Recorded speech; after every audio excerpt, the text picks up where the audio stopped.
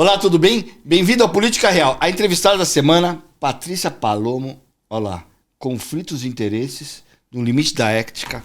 Ela é economista, é minha amiga, manja tudo de política pública, mercado financeiro. Eu tenho um pouquinho de dinheiro, ela que cuida do meu dinheiro, lá uns R$1.000, R$2.000 que eu tenho no banco. Pati, eu consigo cumprimentar os homens assim, vou cumprimentar você também assim. Querido, tudo bem? Bem-vindo, viu?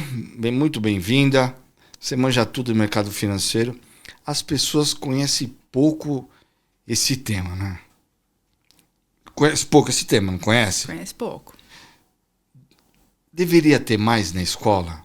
A escola prepara as pessoas para guardar dinheiro, investir, empreender.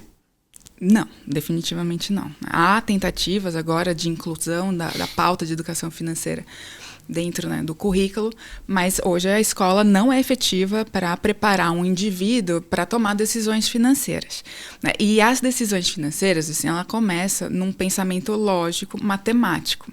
Então, antes da gente falar educação financeira na escola, a gente precisa falar como é que está a qualidade do ensino dessa matéria básica, que é matemática e o pensamento lógico. Então, vem lá do comecinho. A gente tem que olhar lá das primeiras séries e já introduzindo esses assuntos desde o pitoquinho e crescendo com isso, com uma familiaridade. E a gente conversa muito com os pais, com a família, para trazer esses assuntos de uma forma mais palpável, de uma forma mais lúdica, de uma forma mais naturalizada, porque até pouco tempo, falar sobre dinheiro, falar sobre investimentos, era tabu. Então, é isso que eu ia te perguntar. Porque hoje existe essa preocupação e na época dos nossos pais não existia isso. O que mudou? Existia a preocupação. Não, existia preocupação, mas não existia assim, de ser uma matéria curricular, de ser uma matéria importante, principalmente já na adolescência ou antes da adolescência. Uhum. E era uma coisa que não se falava, né? Você recebia, tinha poupança, não tinha uma questão, olha, onde você vai investir, vai comprar ouro, vai comprar dólar, bolsa. Por que hoje virou uma preocupação? Exatamente pelo que você falou, assim, hoje há complexidade nesse assunto. Antigamente você não tinha todas essas opções de investimentos, todos esses produtos. Você tinha a poupança, tinha lá o banco, e era isso. Então não tinha muito o que aprender a respeito para tomar boas decisões ou tomar decisões ali que fizesse sentido para a família. Hoje o mercado é muito mais complexo nesse sentido, né? Tem muito mais opções. Você tem o mercado internacional, então a gente está falando de outras economias, como é que a gente constrói portfólios saudáveis. Então tudo isso tornou a decisão financeira mais complexa. E cada vez mais as pessoas estão com mais autonomia financeira. Porque a configuração de família antigamente, você se recorda assim, você tinha um patriarca ali que era o provedor, o responsável. Então, se alguém tinha que saber, era ele. Hoje, né, então, as mulheres têm mais autonomia, os jovens também já estão mais autônomos dos seus recursos, né, essa nova geração tem um padrão de consumo diferente das outras gerações. Então, tudo isso faz com que as pessoas tenham que estar preparadas cada vez mais cedo para tomar decisões financeiras. E é difícil tomar decisão. Sabe por que é difícil? Porque envolve incerteza. Mas a incerteza do quê? De futuro? De emprego, incerteza de futuro de governo, incerteza familiar. Qual que é a incerteza? Tudo isso consolidado e reunido, né? Então, você não sabe exatamente qual que vai ser a sua renda futura, se essa renda que você tem hoje, ela se mantém. Você não sabe qual que é a sua configuração de família, se hoje você está solteiro, mas está casado com filho, ou se hoje está casado, mas está divorciado. Então, tem essas questões de incerteza. E também incerteza macroeconômica. Hoje, a taxa de juros está no nível. A gente vai fazer previsão que essa taxa de juros se mantenha por quanto tempo? Né? Então, a gente precisa fazer uma alocação considerando esses fatores. O dólar hoje está num determinado nível. Pô, mas eu quero viajar o ano que vem. Quanto que eu preciso guardar hoje para conseguir viajar o ano que vem, mantendo aí o que eu quero fazer com as passagens, os hotéis, os passeios que eu quero fazer? Tudo isso envolve graus de incerteza. E a gente tomar decisões com incerteza é muito mais complexo. Eu vou na questão do seu livro, mas você falou um negócio de viagem, que é uma preocupação, principalmente da classe média, né? Sei lá, não vou entrar nesse tema de classe. Uhum. Mas é uma preocupação das pessoas. Com essa volatilidade do dólar, da inflação, dos juros, ainda é importante antecipar as compras, né? antecipar passagem aérea, antecipar passagem de ônibus, hotel, sei lá, e outras coisas. Hotel e passagem, vamos começar aqui, aparentemente são os maiores gastos, depois você tem lá, quando você viaja, é comida, diversão e tal. Mas ainda é importante, porque de repente, que nem, hoje eu vi, o dólar tá, acho que hoje estava 5,80. Mas está caindo, né? Eu vou comprar uma viagem internacional a 5,80. Será que eu posso esperar? Ou por essa incerteza de valores, né? Um dia sobe, outro dia cai, é melhor já comprar? Tem 2 aspectos aí que a gente precisa olhar. Quando você fala antecipar uma compra, você está tirando a incerteza da conta. Porque, por mais que hoje você tenha... Mas a incerteza da conta é que eu vou ir. Não, e em qual preço que você vai pagar. Entendi. Então, quanto que você precisa ter de recurso para pagar a passagem e o hotel daquela... Porque hoje está nesse valor, amanhã pode estar 6, e aí você talvez não consiga buscar o mesmo hotel que você queria, ou o mesmo trecho, talvez você tenha que fazer outro trecho, com escala, enfim. Você tira a incerteza. Quando você antecipa, você tira essa incerteza e você trava. Aquele é o preço. Talvez seja um pouco mais caro do que você poderia pagar se esperasse. Mas você não tem como saber. Tá vendo como é difícil tomar uma decisão com incerteza? Quando a gente fala dessas grandes contas que você falou, passagem e hotel, vale a pena pensar em antecipar. Por quê? Para tirar essa incerteza, porque são contas importantes que podem afetar a viabilidade da viagem. E outra, porque, em geral, você consegue fazer a compra em moeda local e parcelado. Quando a gente pega, imagina que você faça isso aí em 10 meses, 12 meses, num juros de 2 dígitos, é como se você estivesse fazendo um desconto, porque aquele recurso você tem para pagar à vista, tá? Vamos supor que você tenha. Você pode deixar ele investido, rendendo numa liquidez que remunere esses juros, e você vai pagando a parcela. Depois de um tempo, se você pegar nos 12 meses, na taxa que a gente está hoje, é mais ou menos um desconto de uns 7%. Então, é economia. A gente está pensando no valor, mas quando a gente pensa no valor no tempo que a gente travou hoje e a gente postergou o pagamento, isso é sobra no seu recurso. Mas agora, pega esse valor, 7, 8% no total da viagem. É uma economia, né? Então, são esses 2 aspectos que a gente tem que olhar. Agora, a gente vai fazer uma poupança aqui, guardar um dinheiro para essas outras questões ali de alimentação. Aí vai comprando dólar aos poucos, né? A orientação é tranche. Principalmente quando é exterior, né? Perfeito. Aí a orientação é tranche. Vai fazendo em tranche, aproveitou, deu um cenário mais positivo aqui. O dólar cai um pouquinho, vai lá, compra um pouquinho e vai fazendo ali seu preço médio para tentar baratear, né? Nesse sentido. Fala do teu livro, não. Fala primeiro do tema, conflitos de interesse. Né? Tá aqui o livro dela, conflitos de interesses no limite da ética. Mas conflito de interesse pode ser de diversos temas, né? A gente está falando o que exatamente? Conflito de interesse em que questão? Financeira, pública, empresarial? O que é? Ou é geral? Em todos os contextos, né? O meu background, ele é financeiro. Eu vivi muitas situações de conflito de interesse. Isso é o quê? Meu background. Background. Eu vivi muitas situações de conflito de interesse lá e percebia a estrutura semelhante que eles tinham. Tanto no banco, na corretora, no family office, na consultoria. Eu trabalhei em diversas áreas, né, no mercado financeiro. Todas elas tinham conflito de interesse com a mesma estrutura. E aí eu comecei a perceber assim, que essa estrutura ela também está nos conflitos das famílias, nos nossos relacionamentos, nos conselhos, nos comitês, no setor público, no setor privado, está em todo lugar, porque a construção é a mesma. E foi isso que eu quis traduzir nesse livro. Né? Então, a primeira coisa é normalizar a ocorrência de conflito de interesse, porque a grande barreira de falar sobre conflito de interesse é que sempre que você chega com esse assunto para alguém, a pessoa se ofende. Ela se ofende porque ela leva isso para um lado mais pessoal. Como se isso fosse uma crítica, um atentado ali, ou uma acusação de antiética. E é por isso que chama no limite da ética, porque conflito de interesse não tem a ver com ética. O conflito de interesse tem a ver com a situação. Existe uma situação onde 2 interesses não conseguem coexistir no mesmo tempo e no mesmo contexto. Mas essa briga é sempre por causa de grana, né? Não tem outra... Não, imagina só, olha só esse contexto. Você é corintiano. Eu sou corintiano, roxo. A Thaís torce pra quem? Ela te tem que apoia. torcer pro Corinthians. Ela te apoia, tá. Mas imagina que ela fosse... Santista, igual o pai. Tá, Santista, igual o pai. Imagina essa situação. Corinthians e Santos no final do Campeonato Paulista Brasileiro. Vocês estão ali, os 2 na sala assistindo a final. Uhum. o teu interesse é que o Corinthians ganhe, imagina que o interesse dela é que o Santos ganhe. Isso existe? Isso se consegue coexistir, esses dois interesses? Não existe. Não coexiste. Isso é um conflito de interesse. E ele é super cotidiano. Vocês vão brigar por causa disso? Não. Não, meu contrato de casamento já prevê isso. Não tem esse conflito de interesse. E o contrato de casamento é uma derivada que pode ser feita para mitigar os resultados ruins desse conflito de interesse que pode acontecer. Porque vocês podem brigar, tem casal que briga por isso. Mas a gente não deseja isso, é um relacionamento, a gente tem que prezar por ele. Então o que a gente faz? A gente cria um processo decisório, que olha só como ele é genérico, mas no seu caso poderia ser o contrato de casamento, poderia ser um acordo, falar assim, olha, eu não gosto que você grite. Vai Corinthians lá para toda a vizinhança ouvir. Então a gente coloca... Eu faço. Guilherme faz também. Meu filho faz também. Ai, tadinha da Thaís. Mas imagina. A gente faz um em cada janela, para não ter. Ou ela briga com um e a gente grita, eu grito na outra. Aí ele vai brigar comigo e ele grita na outra. Para ensinar.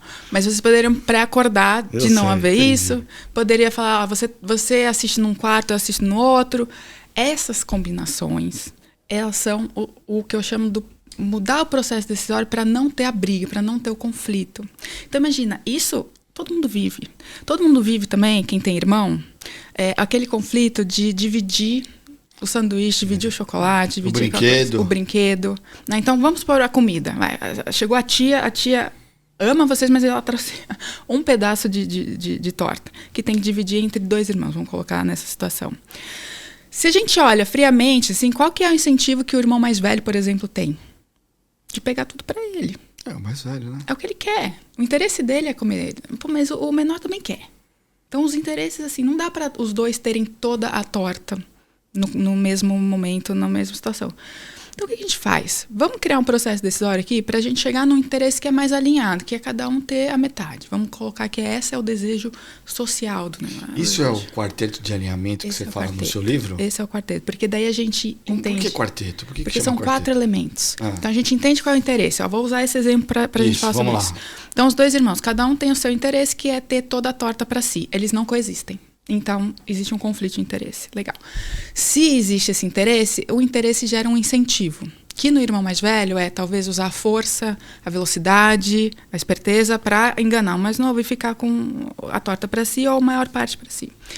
Esse incentivo pode gerar uma ação, que ele realmente colocar em ação essa estratégia de ficar com a maior parte. E aí, o resultado que essa ação gera, que é o 4º elemento, é um equilíbrio ruim. A criança vai ficar o mais novo vai ficar triste, vai chorar para a mãe, vai encher o saco da família e vai ficar aquela situação. Então, como é que a gente alinha isso? A gente muda o processo decisório. Eu tiro o poder informacional do mais velho e dou para o mais novo. Como que eu faço isso? Vem cá. Um vai partir, vai cortar, o outro vai escolher o primeiro pedaço. Em geral, a gente dá o poder do corte para quem? Para quem tem mais habilidade, que é o mais velho. E o poder da escolha para quem tem o menor ali poder informacional na história, que nesse caso é o mais novo. Tá fazendo sentido? O que você acha que vai... Não faz sentido porque eu sou mais velho, mas eu entendo você. O que você faria, então, sendo mais velho, falando assim, para sua mãe, ela falando, olha... Corta aí, Wilson. Você vai cortar e o seu irmão vai escolher primeiro. Como que você ia cortar essa torta? Na real, não. Milimetricamente. Eu sei. Não, com meu filho a gente faz, né? Às vezes pega a latinha de coca e coloca um no copo do outro e fica medindo. Deixa eu ver o que tem mais e o que não tem, né? As meninas da tua casa não fazem isso? Não, as meninas da minha casa é o tempo todo briga. Eu uso todo esse processo de alinhamento com elas o tempo todo. Se uma briga, as duas não têm. Ah, tem isso? Tem isso. É que eu sou pai de filho único. Eu... Não, mas com meus irmãos... É que a gente vive uma geração diferente, né? Se eu falar como foi com meus irmãos, não tinha esse alinhamento, né? A mãe virava as costas, cada um por si, Deus por luta, todos, né? É isso aí. E 3 filhos ainda, como que ela ia lidar? Agora é metade da torta. Olha, a coca tem que colocar igualzinha pros 3. Não tinha isso, né? Era a lei do mais forte. Era mesmo. Mas a gente consegue construir esses processos decisórios mais alinhados, né? Então, assim, isso é meu dia a dia. Com as meninas eu vivo isso o tempo todo. E aí eu tento atrelar uma coisa boa com coisa ruim, né? Então, assim, tá bom, quem toma banho primeiro? Que é uma luta para tomar banho. Isso. Mas a briga é para quem escolhe a música do carro primeiro. Então, quem escolhe primeiro é quem toma banho primeiro. Você atrela e aí você vai criando ali mecanismos de alinhar. Isso é legal. Então, o quarteto do alinhamento é isso. É olhar esses 4 elementos. Interesse, incentivo, ação e resultado. Quando a gente consegue mapear isso, assim, a gente chega num conjunto de resultados que a gente sabe que a gente não quer. Aquele conjunto de resultados que a gente não quer são os resultados adversos do conflito de interesse que a gente quer evitar. Então, a gente constrói processos de trás para frente para evitar chegar nesse lugar. Então, mas uma das coisas, eu vou até falar um pouco, mas você fez um curso em gestão pública, né? Mas acho que em pesquisas públicas e tal. Na gestão pública, muitas vezes existe essa ausência de clareza. Uhum. Como que a gente resolve os conflitos se existe a ausência, se não é claro, né? Se falta algo mais à luz, né? Do que está acontecendo. O que acontece é que os interesses eles não são revelados, mas eles existem, eles são ocultos. Por que são ocultos? Porque muitas vezes não interessa que eles fiquem públicos. Né? Às vezes eles não são assim muito republicanos, são muito ali desejáveis, mas eles estão ali. E qual que é o problema deles estarem ali? É porque eles agem.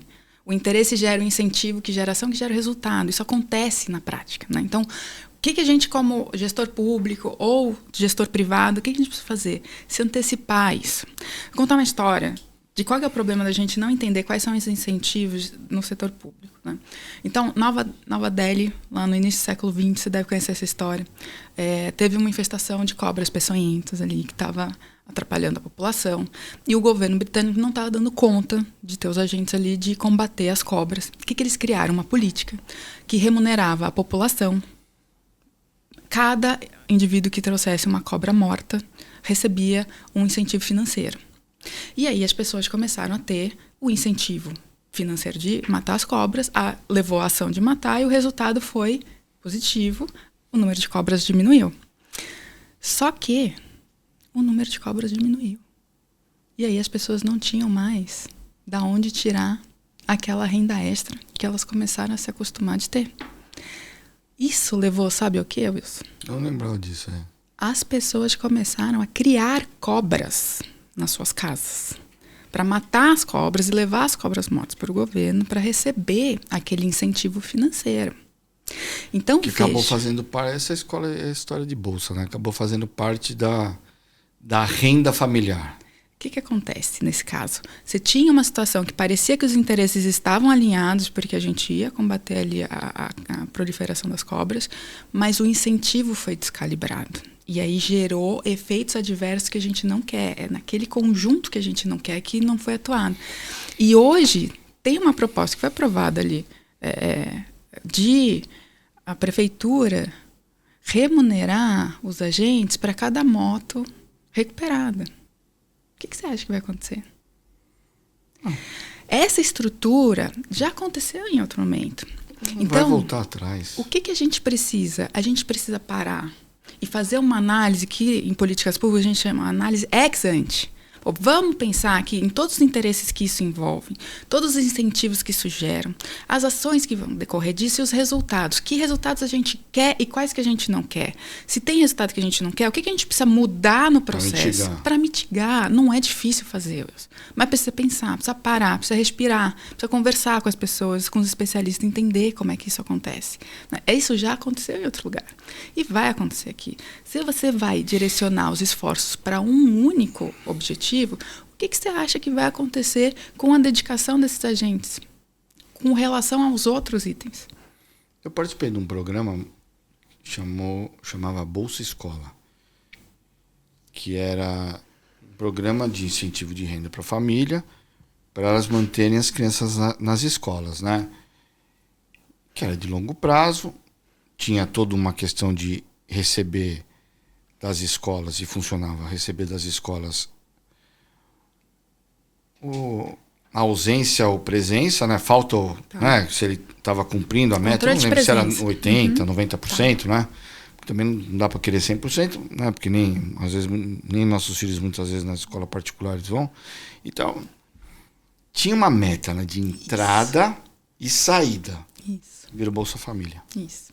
E o que sem que nenhum acontece? tipo de exigência, nenhum tipo de controle. Misturou em tudo uma coisa só, né? Porque aí não era só Bolsa Família, era Bolsa Gás, Bolsa não sei das quantas, Bolsa lá, que era do governo Fernando Henrique, mas tinha sempre uma Intencionalidade. isso. E uma intencionalidade de não virar uma renda que não fosse mais que a pessoa que fizesse parte da renda familiar, né? Porque ela sabia que ela ia entrar, mas daqui 3 anos, 4 anos, 5 anos, 6 anos, os filhos, 10, 8 anos, ia sair e ia acabar. Aí depois virou isso que as pessoas não sabem mais. Assim, desde 2019, né? A partir de 2019, teve uma mudança no programa, que foi essa aglomeração dos programas, né, num único, e o aumento do valor. Isso mudou as características e mudou os incentivos. E olha só, até 2019, a gente tem muito estudo mostrando que o programa do Bolsa Família ele não impactava a entrada do profissional no mercado de trabalho. Ele não era suficiente, ele não era um incentivo suficiente para a pessoa deixar de trabalhar. Então, a gente coexistia. De 2000 a 2012, que foi quando a linha de pobreza, a gente tirou mais gente da pobreza, né? Que foi aquele grande momento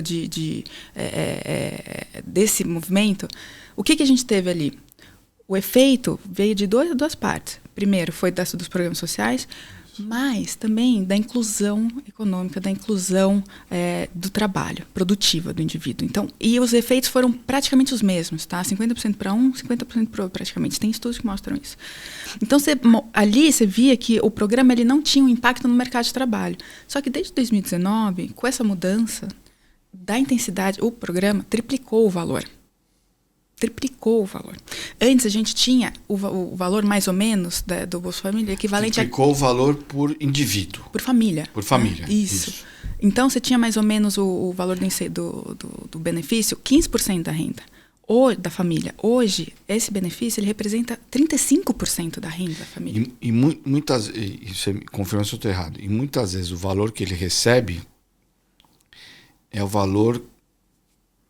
valor maior do que a oferta do emprego que ele tem, porque é um subemprego, sei lá. Às vezes fica equivalente, né? E aí a decisão dele é não entrar.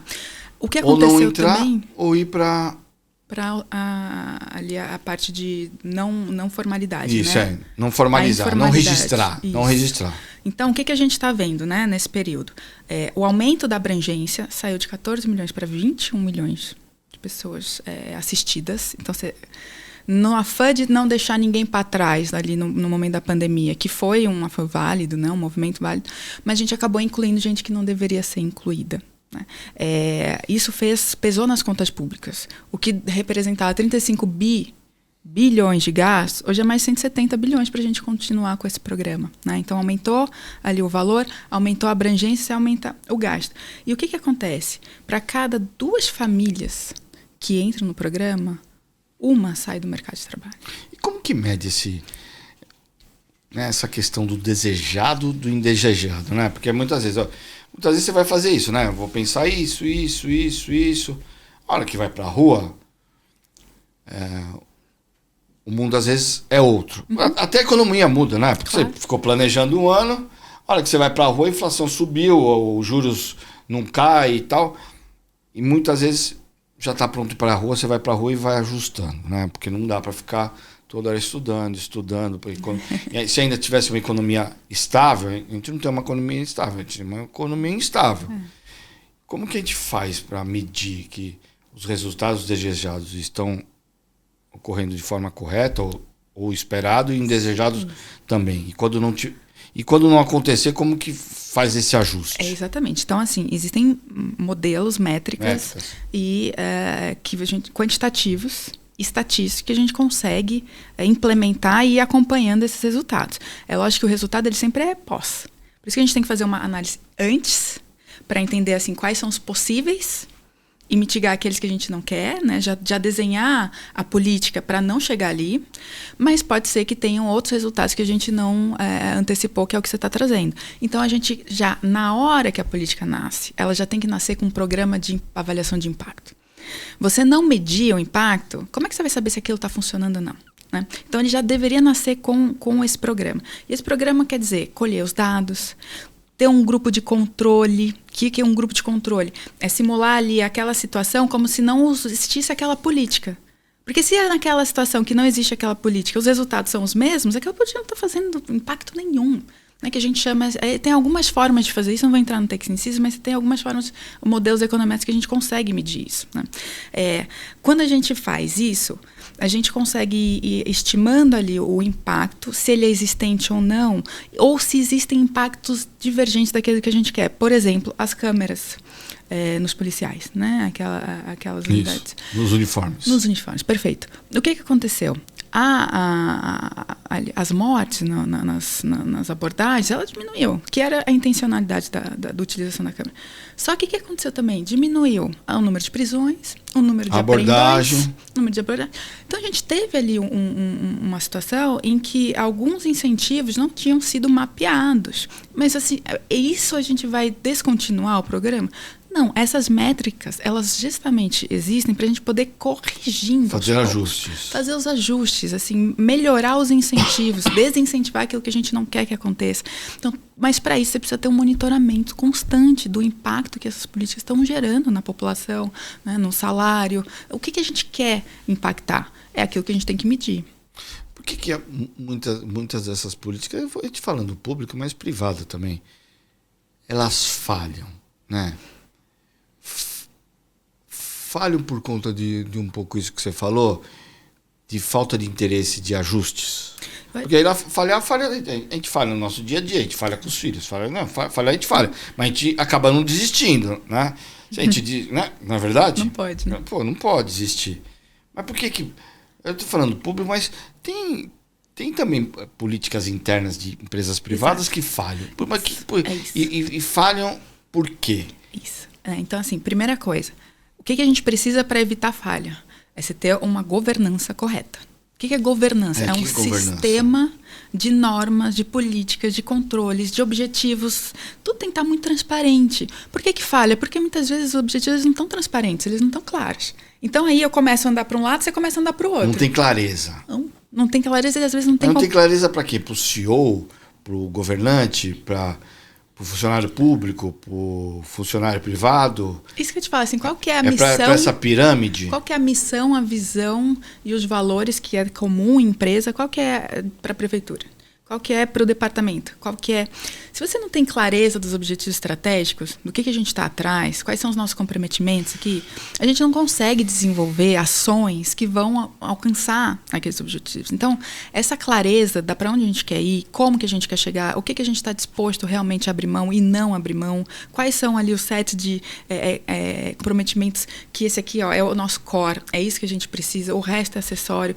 Então, todas essas questões, elas precisam estar muito bem trabalhadas e claras, porque senão, tanto no privado quanto no público, ou isso, o que acontece quando você não tem uma governança forte, é que grupos de controle, grupos de interesse começam a minar o controle, a cavalgar nisso e buscar controlar a situação, a narrativa. E isso acaba...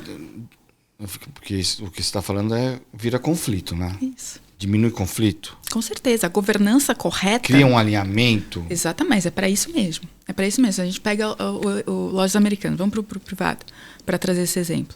As lojas americanas, você tinha o conselho, tinha a diretoria, você tinha todos os órgãos de controle.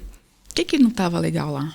Que os incentivos eles não estavam bem calibrados. Então, você tinha os interesses de curto prazo, que era gerar lucro, e que tinha que gerar lucro para poder pagar distribuição ali da bonificação para os executivos, pagar dividendo para os conselheiros e os acionistas que estavam no conselho. Estava todo mundo no mesmo foco. Só que tinha que fazer isso de qualquer jeito. Começaram a fazer ali as questões dos fornecedores, né? Há uma criatividade contábil ali para mudar o número. E os mecanismos de controle, gestão de riscos, do compliance, esse pessoal chato, né, das empresas, o pessoal chato, eles perderam força, não tiveram como atuar para mitigar um problema que acabou com a empresa, que praticamente colocou ela em xeque. O valor de mercado da ação naquele momento ali, e quem que queria? Os acionistas queriam? Aquele era realmente o interesse? A gente quer perguntar, os chatos. O CEO tem interesse em ter um chato, porque muitas vezes, eu vou dar um exemplo. Né? Porque a gente vê o desastre só lá na frente, né? Muitas vezes. A empresa está crescendo, e tem o chato lá falando, olha, falta governança. A empresa crescendo. Puta, falta governança. Pô, o cara começou, né? Uma empresa pequena, vamos dar um exemplo, um supermercado. Tá chegando perto do Pão de Açúcar, né? Em números, em lojas. Não é um exemplo. E tem um cara, olha, precisa de... Como que convence, né? Alguém que tá no pico né? Embicado para cima, naquela bagunça administrativa, né? Aquela bagunça que muitas vezes ele é o cara da empresa, né? O financeiro tem que falar com ele, o cara do marketing tem que falar com ele, tudo é ele. Se for vender a empresa, não consegue vender porque ele sai da empresa, a empresa dá uma desmoronada. Mas como que você convence? Você não é o chato numa fase que o cara tá bombando. Ia te falar de um lugar de CEO, que eu toquei a empresa aí pelos últimos anos. O compliance, essa turma chata, a gente tem que olhar como o nosso guardião pessoal. Porque se o CEO tá lá hoje e a empresa depende dele, essa empresa não é nada. Não é nada. Essa empresa é ele. Como é que ele vai perpetuar esse valor? Então, ele tem que enxergar essa turma como o protetor dele. Assim. Sabe que é a coisa do futebol americano? Não é a turma que faz o bloco ali para o quarterback, né? Você manja desse negócio. Não manjo muito. Então, mas é esse pessoal que faz esse bloqueio. Se falhar esse bloqueio, o cara vai cair. O cara caiu. Os americanos... A turma desmoronou. Caiu. Então, tá se reerguendo. Então, assim... O CEO, ele deveria olhar essa turma, assim, como o cão de guarda aqui, ó. Não, eu preciso de vocês. Só que vocês têm que ter visão de negócio. E é isso que eu defendo, que essas equipes, elas tenham visão de negócio, que elas consigam proteger sem tornar inviável. Essa é a grande questão. É você conseguir proteger sem tornar inviável. E isso precisa ter uma chancela do CEO. É o CEO que tem que dar esse poder. Assim, ó, vamos. Só que na hora que chegar inviável, a gente vai tentar conversar aqui e falar, pô, aqui, como que a gente consegue fazer? Né?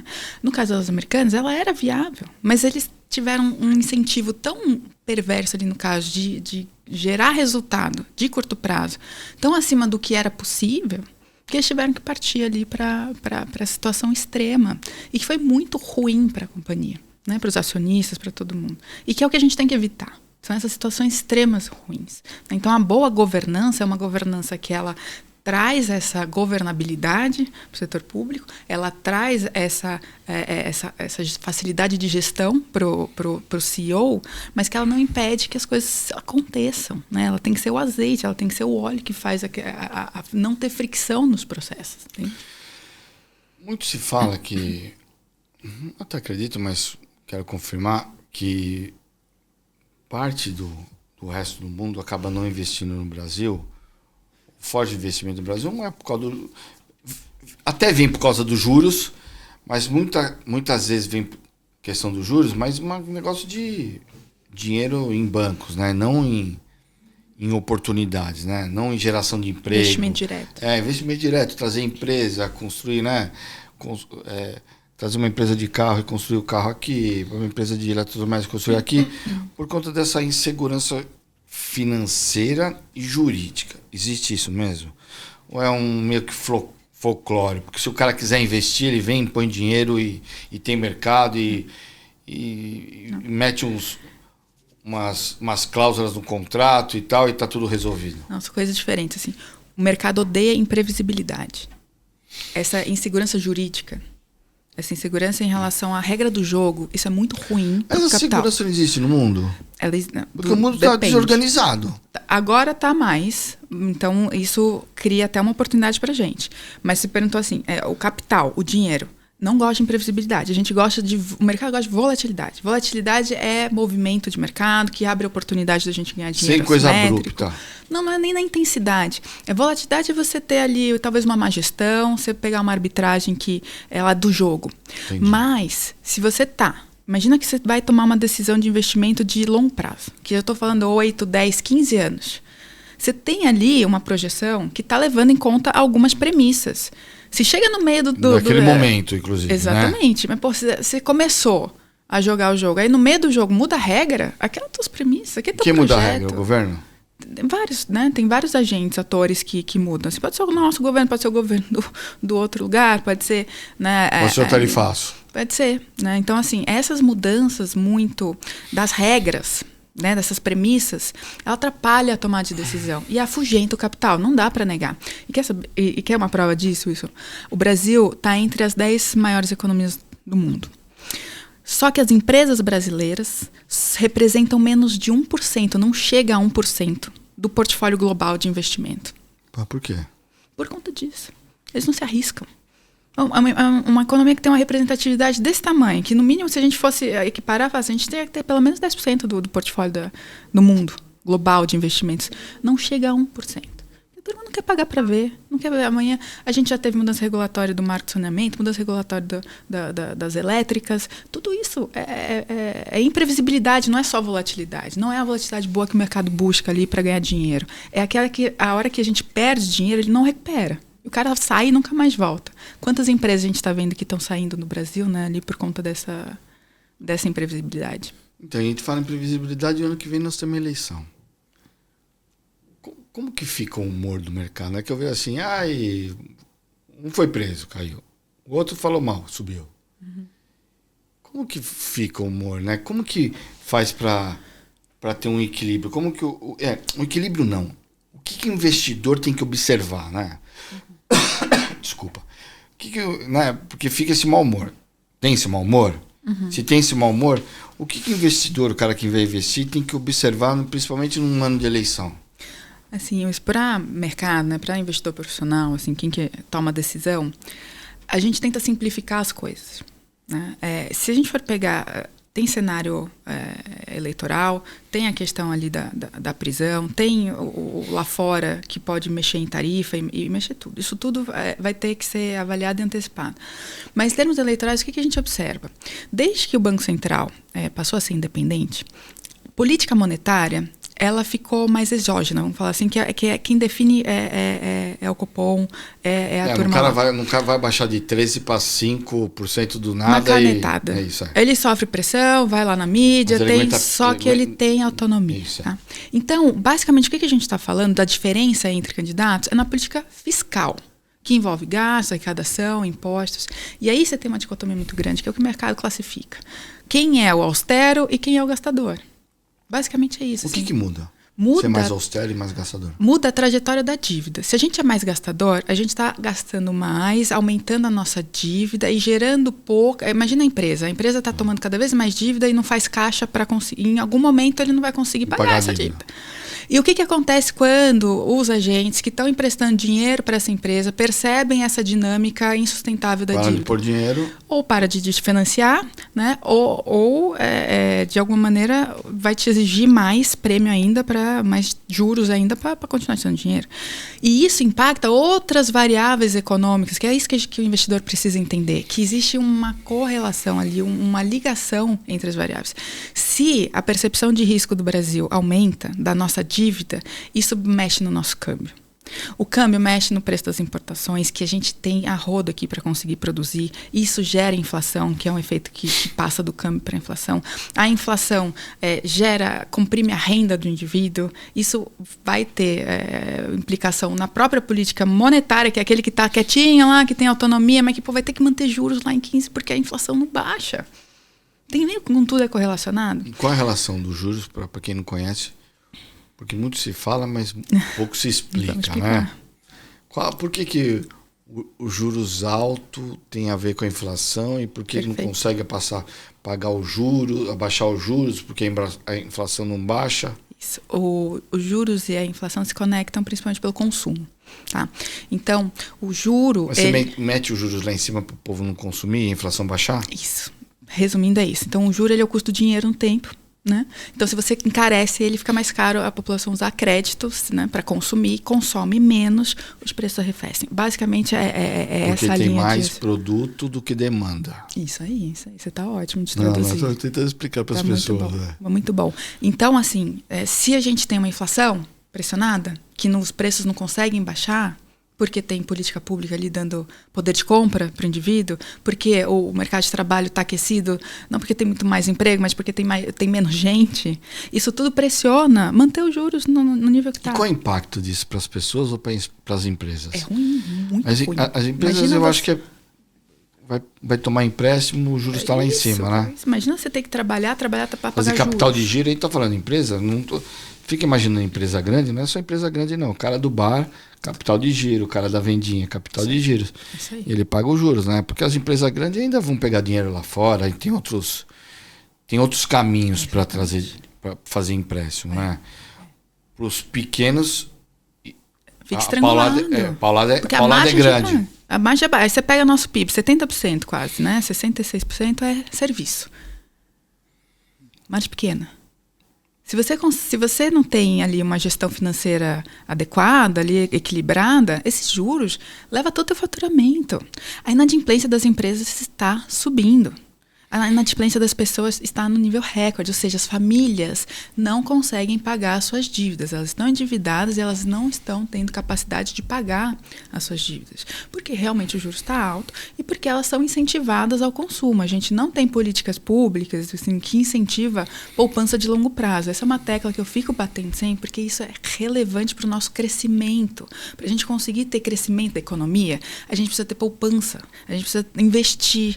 E para investir, a gente tem governo ou pessoas? Todos nós. O governo não deveria ser motor de crescimento. Quem deveria ser motor de crescimento são as pessoas, a sociedade. Então, no caso da empresa, se eu quiser expandir a minha planta lá, contratar mais uma máquina, comprar mais uma máquina para contratar mais gente, para conseguir dobrar ali a minha produção, eu preciso de crédito para isso. Eu precisar pegar emprestado, comprar máquina, botar ela pegar o insumo, botar ela para rodar, contratar o indivíduo. Eu preciso fazer isso. Mas se o juros está lá em cima, isso fica inviável para mim. Eu não consigo gerar caixa para fazer esses investimentos. E se eu não invisto em melhoria, em expansão de planta, como é que eu vou fazer o PIB crescer, a produção do Brasil crescer? Então a gente se condena a ter esses voos de galinha no crescimento. Começa o ano, vai crescer. Não vai crescer. Vai crescer, não vai crescer. Sabe por que não cresce? Porque a gente não ganha produtividade. Você olha a produtividade, é você fazer mais, produzir mais com a mesma coisa. Então, uma pessoa, se ela consegue ter mais tecnologia, o ChatGPT, tudo isso que a gente está vendo, ela vai produzir mais no mesmo tempo que ela levava para fazer antigamente. Isso é ganho de produtividade. Agora, imagina isso para todos os fatores de produção ali, para o capital, para a terra, para a mão de obra, né? E olha isso para os setores, serviço, indústria e agropecuária. Sabe qual setor ou quais setores cresceram produtividade nos últimos 20, 30 anos? Só teve um. Foi o agro. Foi o único setor que cresceu produtividade. Serviço e indústria, a gente está estagnado em produtividade. Ou seja, para eu produzir mais, eu tenho que ter mais gente. Para eu produzir mais, eu tenho que ter mais capital. Para eu produzir, eu tenho que ter mais coisa. Então a gente não consegue destravar um crescimento maior que seja leve e que não pressione a inflação. Porque se eu quero crescer, e se a gente começa a estimular crescimento, seja por crédito, via consumo, o que acontece? Pressiona preço. Porque para eu contratar, você está vendo, a taxa de desemprego está na mínima histórica, está menos de 6% da população, né? Então, para contratar, tá difícil contratar. Então, se eu consigo contratar, o que eu faço? Eu encareço a mão de obra, encareço a produção. Eu não consigo crescer sem encarecer. É isso que dá a falta de produtividade. Então, a gente está se fadando a ter um crescimento pífio para as próximas décadas. Você chegou a falar sobre o quarteto para empresas familiares? Uhum. Então, porque esse modelo de empresa familiar ainda é um modelo que fica em pé? Total. A gente tem 80% das empresas brasileiras são empresas familiares, são empresas que têm essa estrutura, né? É a maioria. E, assim, o quarteto do alinhamento, ele serve muito para essas situações, tanto de empresas de conflitos familiares, internos, porque o que eu mais vi, né, ali na gestora de patrimônio que eu trabalhei, eram famílias brigando por questões nesse sentido de falta de alinhamento, de falta de conversa, de interesses que não são declarados, que ficam ali, né, ocultos, mas que agem e que aí vai criando um ressentimento e que famílias que poderiam estar unidas, que poderiam estar felizes, têm dinheiro, mas estão infelizes, porque dinheiro realmente ali não é o sinônimo de felicidade. E o quarteto, ele ajuda muito a lidar com essas situações. Eu prefiro chorar com dinheiro no bolso. São sofrimentos diferentes, assim. Eu sei, mas eu tô entendendo o que você quis falar. Dá pra... Não precisa chorar. Dá pra ser feliz com o dinheiro no bolso, entende? Sim, mas você tem que se antecipar, porque a questão é que os problemas, eles se confundem. Principalmente nas empresas familiares. Você senta pra jantar, você tá falando dos problemas da empresa. Você vai no passeio... Dá pra separar? Tem que separar. Assim como você separa a sua conta da pessoa física da pessoa jurídica, não é essa orientação? Primeira coisa que a gente recebe. Você precisa separar. Né? Então, ter fóruns de conversa, ter momentos de tomar de decisão, trazer, usar, dentro da governança, usar, por exemplo, consultores externos, conselheiros consultivos, trazer gente especializada para ajudar no diálogo, porque senão fica uma coisa muito pessoal, fica uma coisa muito arraigada ali com os valores e as impressões, porque a gente é pai, a gente é mãe, pai, vê sempre nossos filhos como filhos. Isso. É difícil você conseguir enxergar seu filho como um profissional tão competente quanto você, talvez até mais competente que você. Né? Eu vejo muito assim nas famílias a questão do conflito de interesse no processo sucessório. Porque o patriarca e a matriarca, elas têm interesse na cabeça. E, em geral, os herdeiros têm outro interesse, eles têm outras expectativas. Qual interesse? Normalmente é interesse de alguém que construiu a empresa, dos filhos? Em geral, é a manutenção. O patriarca, ele está muito preso na construção do que ele fez lá atrás e que deu certo e que ele acha que vai continuar dando para o futuro. Em geral, as novas gerações, os herdeiros, eles querem inovar. E esse choque cria uma dificuldade de inovação nas empresas. Né? Então, mudar mix de produto, trazer novas tecnologias, mudar fornecedor. Às vezes o patrimônio tem relação de muito tempo com os fornecedores, que são aqueles conflitos de partes relacionadas, sabe? E aí não quer mudar porque é o amigo, só que o amigo também já não se atualizou, então o fornecedor dificulta a inovação do produto. Essas coisas, elas são muito difíceis de serem discutidas se você não tem um olhar externo e alguém que ajuda, facilita essa discussão. Né? Então, as instâncias de governança nas empresas familiares, elas estão cada vez sendo mais utilizadas para mitigar esses atritos, esses conflitos que são inerentes. Assim, não é porque o pai é má pessoa, os filhos, né, têm algum problema de índole, não é inerente da situação. Qualquer família vai viver isso. Chegando perto do fim da nossa entrevista, muito se fala hoje sobre novas tecnologias, né? Você mesmo está falando. Quais são irreversíveis, né? A digitalização, aquele negócio de... Você não fala nem com o gerente, fala tudo no celular. Se bem que eu tenho um banco grande, que o minha PJ é uma porcaria. A inteligência artificial, a integração global, né, entre todos os bancos. Hoje os bancos se falam, né? Eles se comunicam. Você tem lá qual que é aquele negócio que a gente libera para eles terem acesso, ter acesso... Open Finance, Open Banking. Eu vejo lá, eu entro no meu banco lá, tá, o que eu tenho no outro e no outro. É isso. O que é irreversível? A inteligência artificial é reversível? Totalmente. As agências estão fadadas... Vamos falar de banco. Digitalização. Estão fadadas a assumir ou, de repente, uma só para todos os bancos? Eu escutei isso essa semana. O que vai acontecer? O que você acha que é irreversível? Tudo isso que você falou não volta atrás, né? Então, a digitalização, ela é isso. Você não precisar tanto ter essa questão física para poder fazer o atendimento. Então, cada vez mais as gerações mais novas, elas têm essa facilidade e estão consumindo o digital. Mas existe ali uma parcela da população que está envelhecendo, né, que isso é uma realidade nossa, e que precisa também do atendimento físico. Então, o digital, né, que o pessoal fala, que é o físico com o digital, ele parece que está se tornando assim, essa opção viável. Agora, tudo isso vai usar a inteligência artificial. Assim, quem não está usando já está atrasado. né? Então, hoje, os líderes de empresa, eles têm liderados humanos e liderados agentes Digitais. de inteligência artificial. Hoje você tem plataforma de automação, de programação, que facilita muito qualquer pessoa com no-code, low-code, pegar algum desses programas, a criar automações para o seu dia a dia. Você pode criar um agente de inteligência artificial que lê as suas mensagens para você, filtra e te dá um resumo de todos os grupos que você está participando. Eu faço todo dia de manhã. Não, eu faço todo dia de manhã. Eu programei o ChatGPT todo dia, às 6 horas da manhã, me enviar uma mensagem com as principais notícias políticas de sites internacionais, jornais internacionais, sites de política internacional. E chega para mim todo dia um resumão, assim, lógico, depois eu vou lá atrás, né, para ver se é aquele. Mas eu recebo todo dia, 6 horas da manhã, começa a... Perfeito. É como se você já tivesse um assistente, só que ao invés dessa pessoa fazer isso para você... Antigamente eu recebia um clipe. Eu trabalhava em governo, eu recebia um clipe, que era a cópia de todas as capas de jornais, principais notícias. Hoje... Que agora você tem um assistente digital que é movido por uma inteligência artificial. Agora pensa isso para tudo. Você consegue automatizar todos, fazer a automação de todos os processos que você consegue ter ali repetição, que não tem uma questão analítica tão importante por trás. Isso é realidade, isso a gente não pode lutar contra isso. E essa integração global cada vez mais forte.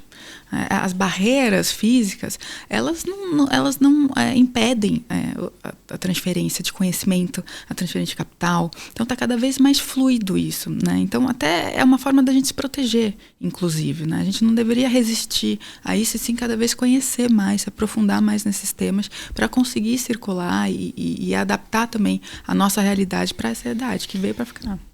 A gente acabou falando muito, né? Empresas, né? Mercado.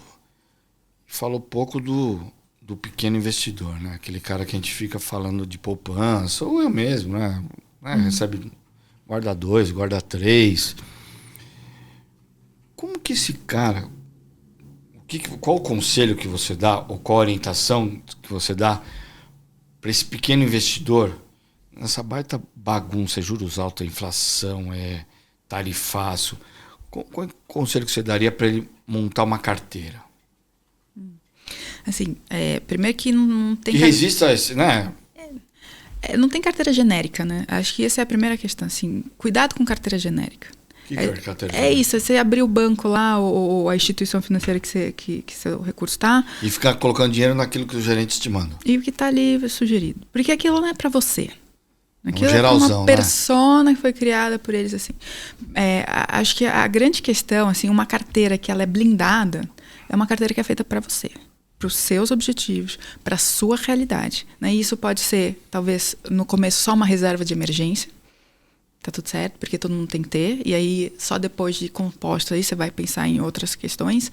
Pode ser uma reserva de emergência e uma reserva de oportunidade, porque você ainda está numa fase de vida que você pode ali se mudar, então não quer investir no imóvel, você pode fazer ali, tá em mudança de carreira, precisa ter liquidez.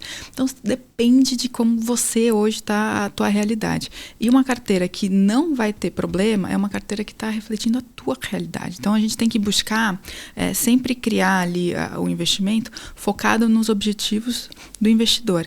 Então, o que eu falo para as pessoas? Primeiro, define quais são os seus objetivos. Quem é você, né? Qual que é a tua... Às vezes você não tem um apetite para ter bolsa. O cara quer ter bolsa porque todo mundo tem.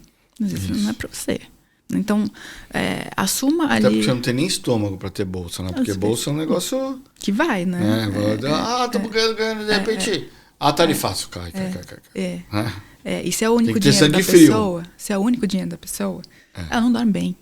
E eu falo que o limite do risco das pessoas é o sono. Você está dormindo bem? Cara, tua carteira tá ajustada.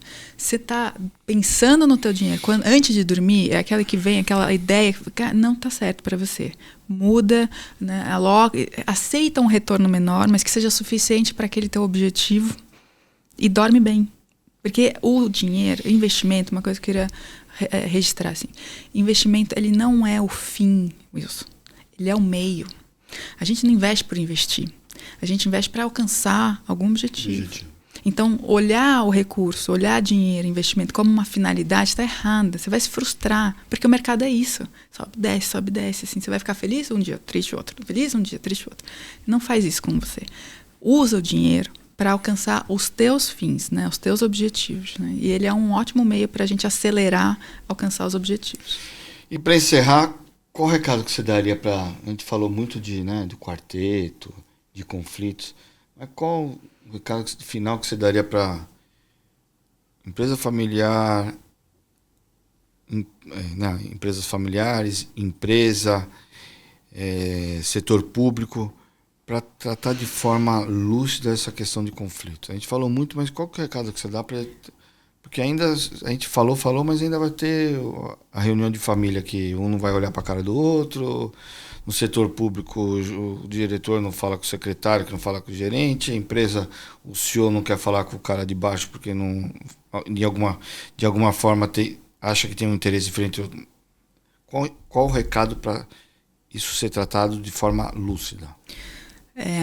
Acho que a coisa mais importante para as pessoas entenderem isso é que, assim, não existe uma decisão realmente estratégica se ela não considerar os interesses que estão envolvidos. Porque ela não vai ser efetiva. Você vai tomar uma decisão, vai tentar implementar ali, seja qual for essa decisão, e o resultado não vai ser aquele que você quer se você não mapear tudo que está envolvido, pelo menos os principais. Né? Então, o que eu gostaria com o livro, né, a minha intenção e o propósito é oferecer para as pessoas um caminho de diálogo para tirar esse cunho negativo dos conflitos, trazer essa impessoalização, fazer com que a gente consiga construir relações mais transparentes, mais sólidas, mais perenes e que tenham ali um elemento que é fundamental para toda a relação, que é a construção de confiança. Paty, adorei. Eu falei para você que hoje eu estudei a pauta porque não é do meu dia a dia, né? Por isso que nós temos a Patrícia cuidando das nossas finanças. Mas adorei, porque realmente tem muita informação que se lê, mas não se entende. Porque acho que nós somos uma geração que não tem informação financeira. Né? Eu falo do meu filho, mas meu filho tem lá não tem uma matéria, mas tem uma matéria extracurricular já na 7ª série, que é lá finanças. Não lembro, tem um nome diferente, mas é finanças. E ele foi lá, né? A mãe, né, portuguesa pra caramba, já mandou ele lá, né? Mas ele gosta. Ele já vem com vai vir pode tomar decisões erradas lá na frente, mas já tem uma consciência desde cedo, né? Porque eu tenho mais dificuldade de entender o mercado, essas coisas. Eu entendo um pouco mais por causa do dia a dia, mas foi lúcido, adorei. Esse negócio de conflitos é importante mitigar, porque atrapalha as gestões, seja pública, seja privada, seja familiar. E a primeira vez que eu escuto uma especialista nisso. Podem existir outras, e eu conheço a tua competência. Se você pegou isso, é porque você realmente entende e tem competência para trazer lucidez nos conflitos de interesse nas empresas e na gestão pública. Parabéns. Obrigada, assim, você foi muito generoso comigo nessa fala e você é conflitado, porque a gente tem uma relação de amizade, mas tá certo. Valeu para você que nos acompanhou nesse novo episódio do Política Real. Patrícia Paloma, escritora, economista, manja tudo de mercado financeiro, manja tudo de conflitos de empresa. Segue ela, Patrícia Paloma, e nos siga também nas redes sociais. Valeu!